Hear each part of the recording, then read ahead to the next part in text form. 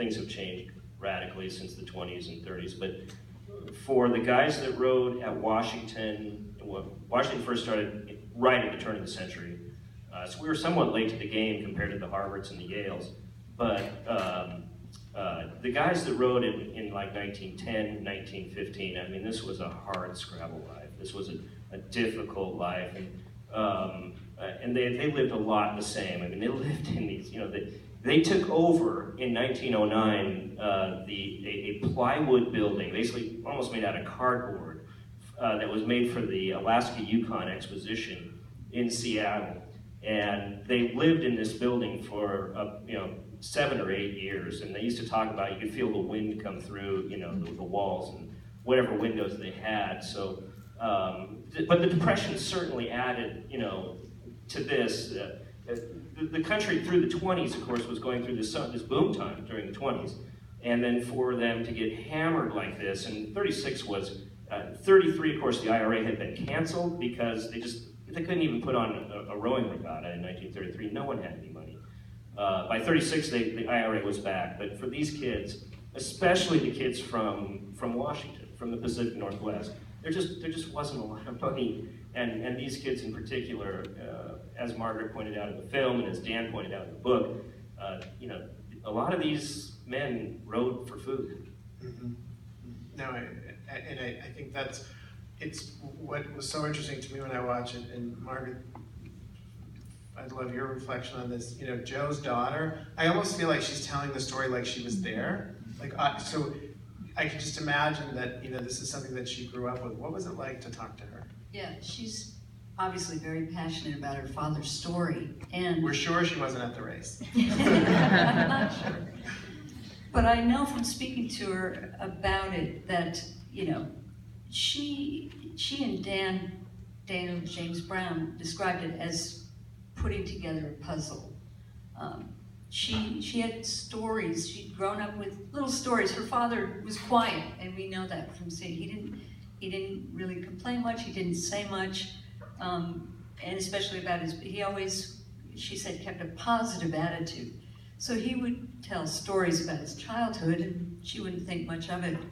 He lived alone in that schoolhouse, but he would tell her, oh, I played outside that schoolhouse. And she had to piece together with Dan Brown and find out that he actually was living by himself and working, feeding the fire and helping with the camp kitchen when he was 10. So she didn't know that as she was growing up. Once she got Dan Brown involved, they started putting this puzzle together and found out he was abandoned. So I think that probably, she didn't even know that, I don't think, when she approached Dan about the story. I think she wanted the Boys in the Boat story told because they won the Olympic gold and because of all the reasons that we like it. But they pieced this together and found out that he was abandoned. So I'm sure that made her want to get this story out there even more. Yeah, so she knew the gold medal part of the story, but she had no idea. That leads me to, so many times we've heard this team described as this sort of unlikely group, and yet they found swing, as it were. Can you explain a little bit what that really means from your perspective as a rower, and what it meant for them and just rowers in general? Sure. How many rowers do we have in the audience? If I can see some names. Okay, all right, maybe this is just for me. Okay. You guys already know that, I'll just, okay. Don't even listen to anything I'm saying, I'm sorry. Well, no, when I came in, I looked in the audience and I thought to myself, there's a lot of rowers out there.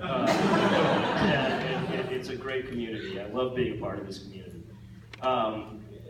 Swing is like I said when Margaret and I were talking for this, swing is elusive, and every rower here knows that. I mean, you can end up in a boat that you think is going to be absolutely fantastic, and it can be a complete dog. And you can turn around and be with a group of people, men or women, that you think is not going to perform very well, and somehow the magic happens.